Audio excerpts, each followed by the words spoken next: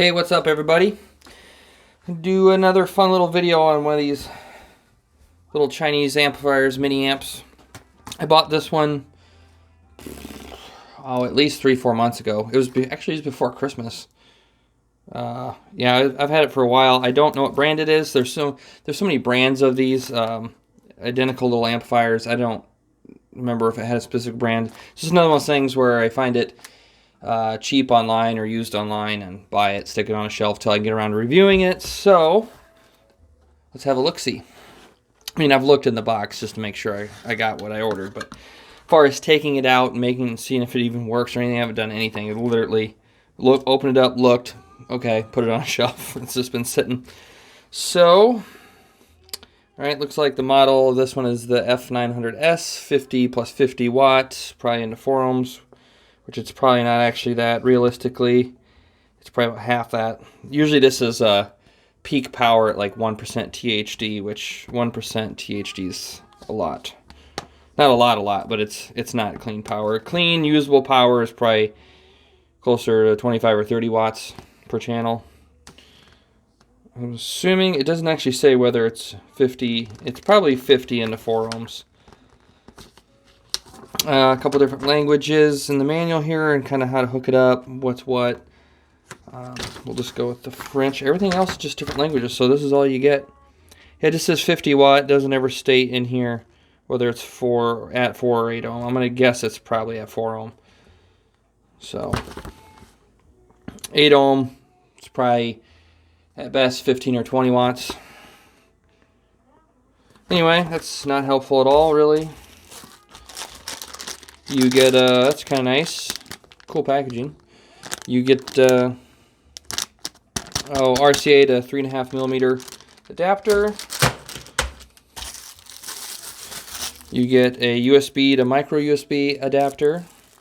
I think these normally sell for around 30 or 40 bucks on Amazon and eBay.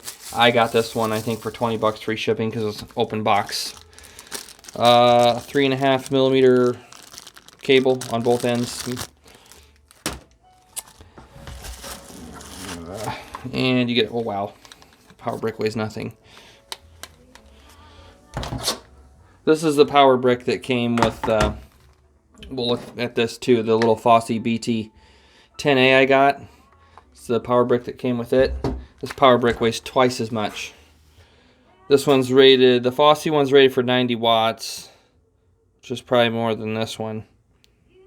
12 volt, 5 amps, so this is 60 watt at best. So yeah, this is a bigger power brick, but man, the weight difference, this one's much heavier.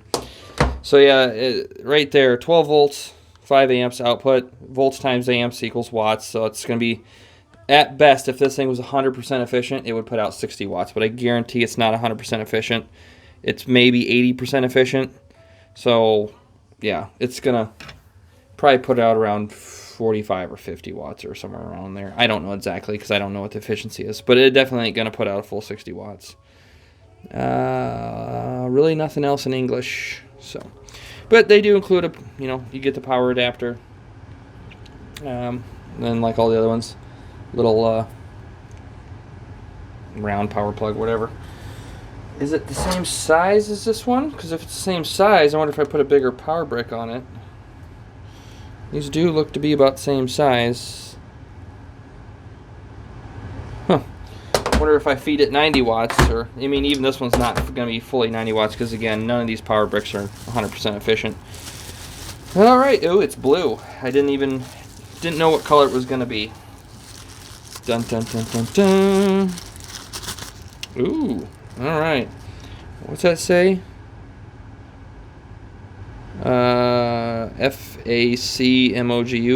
Facmogu, Facmogu. I don't know. If you know how to say that, Facmogu. I don't know. Nice aluminum housing. I mean, it feels nice. It's got some weight to it. Volume knob, smooth. The volume knob is also metal or aluminum. That's kind of nice. And it is notched, so you can see how loud it is. Nice. You don't see that a lot anymore these days. So many power knobs with no indicator on them. And It's fine with some you know, receivers and stuff that don't have an indicator on the volume knob, because if you could have it cranked up, shut it off, turn it back on, and it will always default back to a lower volume. Some of them don't, so you may have no idea how loud it is. Turn it on, you know, blow your speakers out or something. This is your USB sound in, I'm guessing. Yep, for USB sound in. Auxiliary sound, on-off, little cheap on-off switch. The on-off switch kind of feels like crap, but the aluminum housing and aluminum knob seems nice. Binding posts, which is nice. They look pretty deep. Cool. See, it says anywhere from 9 volt to 24 volt in.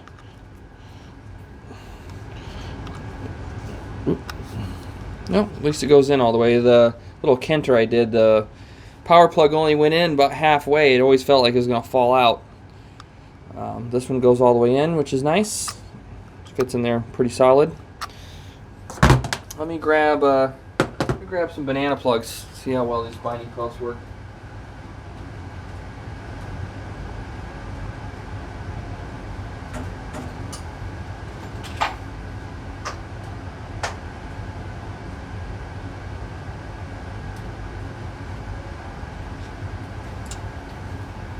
Okay, I got these BFA style banana plug whatevers. These got some pretty good length to them, so we'll see how well they... Ooh, hello. Is that it?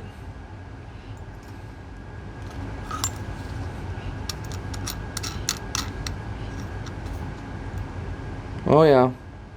Yeah, that's pretty much it. I mean, it goes most of the way in. About like a lot of these speakers I review, I mean, they try to play off that it's got binding posts like it's a you know, a high-end feature or a better feature, which it usually is. But when they're really cheap binding posts that aren't proper depth, I mean, obviously, actually, when that's screwed all the way in, it only goes in about halfway. So, actually, I think I have some cheap banana plugs, which most wires don't have.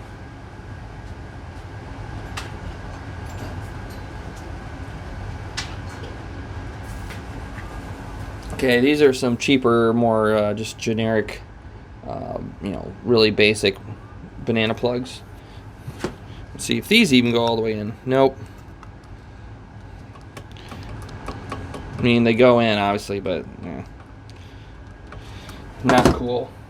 The Fosse, which this one wasn't much more expensive, and there's a newer version of it now, but I think these usually hover around 45, 50 bucks. So 10 or 15 bucks, and you get much... So far, you're getting a much better amplifier. And I've already shown in the video for this, the binding posts on the back of this are plenty deep. They were deep enough to accept pretty much any banana plug I used on it. So good. Not liking the switch. This auxiliary plug. Let me open this up, see how that feels. I mean, it doesn't have to be perfect. It's just a cheap little amp, but meh. Feels kind of cheap, but it snaps in nonetheless. Okay, where's that USB? Let's try this for the audio in. Well, I'll have to try this because if this actually has USB audio in, that means there must be some sort of little DAC in here to convert the the digital audio from USB to the analog out the back. So I think that's it. It did say 9 to 24 volt on the back. This is a 12 volt. My bigger power brick over here is a 19 volt, so we're still within. So yeah, it's cute. It's tiny. The other problem is it doesn't have much weight to it. So if you put some heavier cables on it, which I'm not sure why you would, especially with these cheap binding posts, the cables, this thing's probably it's not even gonna have enough weight to lay on the desk. It's probably just gonna kind of sit there and be controlled by the weight of all the cables hooked to it. So let's get it hooked up and listen to it. All right, we got it hooked up. I got it sitting on top of this little Fosse BT10A for just size reference. And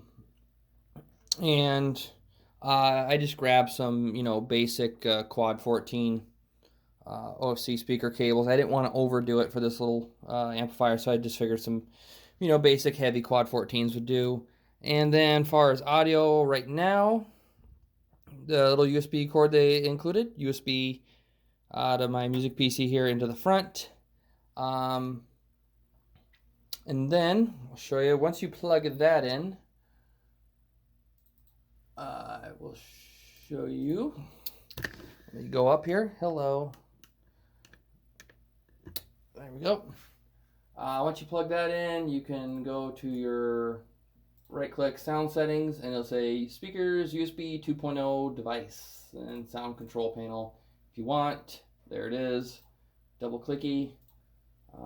Enhancements, all the usual Windows enhancements. So we'll just do disable all for now. And then advanced, usually there's a drop down here where you can select, whatever sample rate you want. With this one, it's at 16-bit, 48 kilohertz sampling rate, and it's grayed out, so you can't change it. That's just what it is, which doesn't matter because this little amplifier will never be able to fully resolve 16-bit 48 audio. So yeah, that's what you get with the USB. So we'll close all that. We'll go back in here, and with the USB audio, come back down here. And for speakers, I've gotten these Pioneer CS410 pretty much done. They're fully refurbished now. I just haven't had time to do the review, the re-review on them now that I've finished them. If you want to see what, that's just kind of like a sneak peek. If you want to see what they look like before, there's a previous video a couple months back of how atrocious they were when I got them. And then this is just to kind of show you that the USB audio does work, but I'm not going to demonstrate it with the USB audio because I guarantee the little DAC chip in there is crap. I mean, it obviously works, but I want to give this little guy the benefit of the doubt, so we will use my Emotiva PT100 DAC preamp to feed it a nice, clean, delicious analog signal with the included cord. So let's switch it over to its analog signal or analog input and see how it goes. Now, the only thing with this is feeding it from my Emotiva. I believe its output, line level output, goes all the way up to 4 volts, which would be at 80. I don't know, the standard is 2 volts. I'm not sure where I have to be on this, honestly, to get the full 2 volts. So we'll just go to 60 out of 80, which might be a little more than 2 volts. Like I said, I'm not 100% sure. We'll just go with that, and we might be feeding a little more juice than this little guy needs, but not a problem. So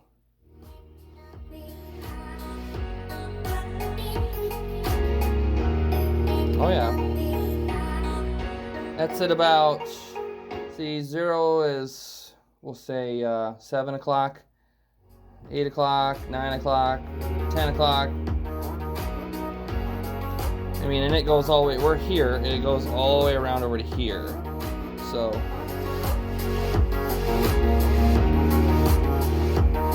even at noon or 12 o'clock, it's getting pretty loud.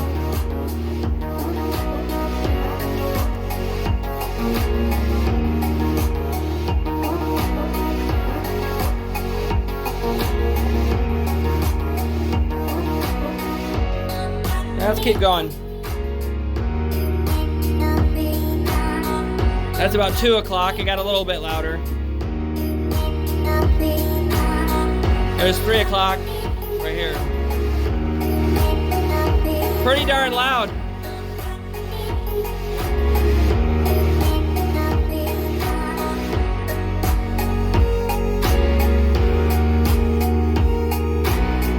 That's all the way.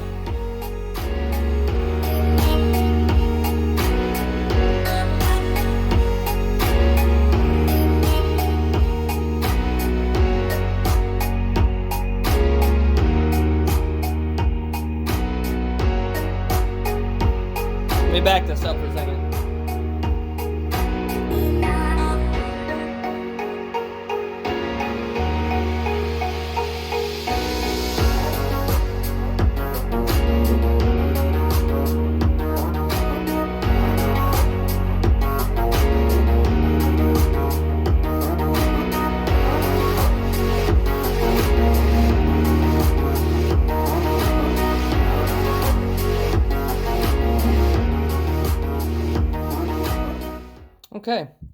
It actually does pretty darn well.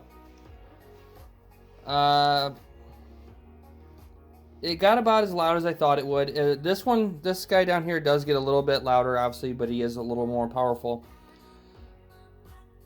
Like far as the sound quality, this one I still think sounds better. This is not bad though. Like those little Kenters, the little one, was it the 170? It was terrible. And then the other one, the K2020, was a little better, but after about 11, 12 o'clock on the dial, it was just completely useless. And by that point, it had some decent volume, but it's just for 40 bucks. It's just, this is much smaller, and more, I can already tell you right now, it's more powerful. And this one, after about from 3 o'clock to full, it doesn't really get any louder. I would say the max on this one's trying to be around 1 or 2 o'clock. After that, once you start pushing it all around here to 3 o'clock, it seems like the low end kind of starts to get weak and fall apart. It helps these speakers that I'm using are fairly efficient, so they're going to get louder, easier. Now I want to try switching over to the Fosse's power supply, which is 90 watts instead of 60 watts. So stop this, turn this off. And like I said, I'm not exactly sure what my line level voltage out at 60 is on this Emotiva. It could be more than 2 volts, which could account for a little extra volume. I'm not 100% sure. All right, and the power brick that came with the Fosse is, if I can get it to focus, not glare. 19 volt at 4.7 amps. So either way, a 90-ish watt power brick. So let's try it again. Maybe it'll just catch fire. And it does, I don't know if you can see it because of my lighting, but it does have a blue LED indicator over here when it's on. There you can see it. I've never had an amplifier have a verbal intro when you turn it on. But check this out when I turn this thing on. Listen.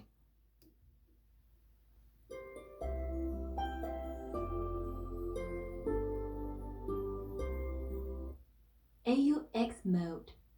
I don't know what she just said. But this amplifier, like many little Bluetooth ear sets and stuff from China or whatever, have a little verbal greeting when you turn them on, which I guess is okay. So yeah, we are on the 90 watt power supply now. So we'll turn this down. What should we do? We'll just do the same song. I don't really care. Here we go. See if it gets any louder on the bigger power brick or sounds any better. There's 9 o'clock. Go right to noon here.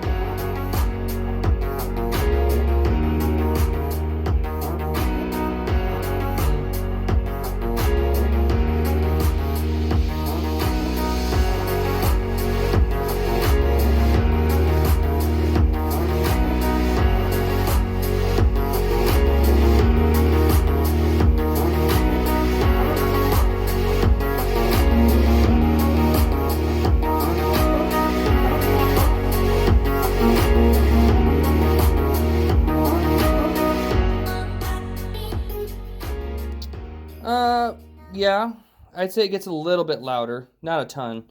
Honestly, it seems like it gets a tad bit louder with the other power brick, and it just seemed like after, even clear up here at 3 o'clock or so, the bass still seemed, fairly strong. Low notes take a little more juice to really push out. So when you start pushing things to its limit, that's usually where you're going to notice that falling short. So having a little bit bigger power brick did seem to help a bit.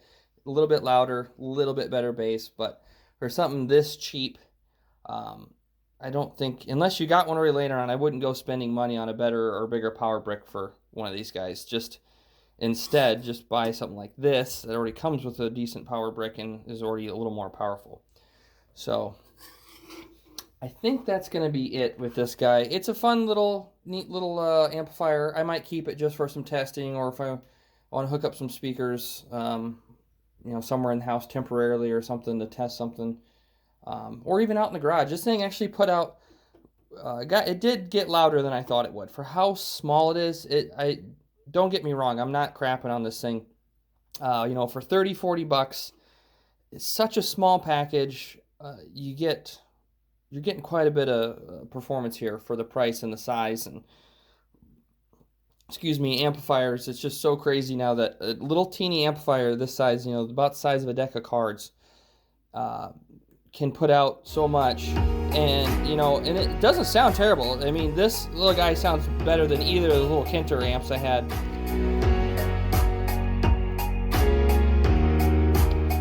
I mean, obviously, it's not going to be hi-fi or audiophile or any of that. It's not a high-end amplifier.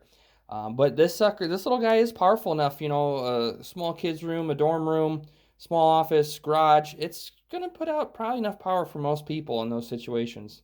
Now, if you're looking to put on some Megadeth and blow your ears off, you might want to look somewhere else. But yeah, great little amplifier, I guess. I've seen so many of these around Amazon and eBay. I always kind of wondered, 50 watts, times two or whatever. Some of them will even say 100 watts, blah, blah, blah.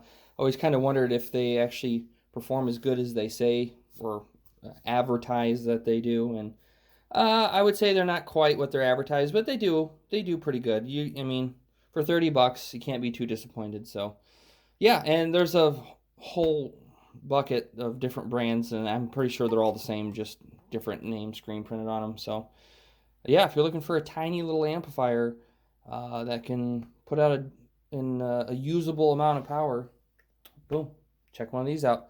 All right, guys, if you have any questions, put them down in the comments. If you want me to try anything else with it, let me know. I'll see if I can squeeze it in or something. But like and subscribe if you like this kind of content. Hit the little bell somewhere or down over here or whatever. You know the routine. I'm trying to get a video out every week. Like I said in my last video, even though the whole pandemic's going on, my job's not affected by it, so I'm still working full-time, doing full-time work, family, other hobbies, and trying to squeeze this in. So doing what I can. All right, thanks, guys. Bye.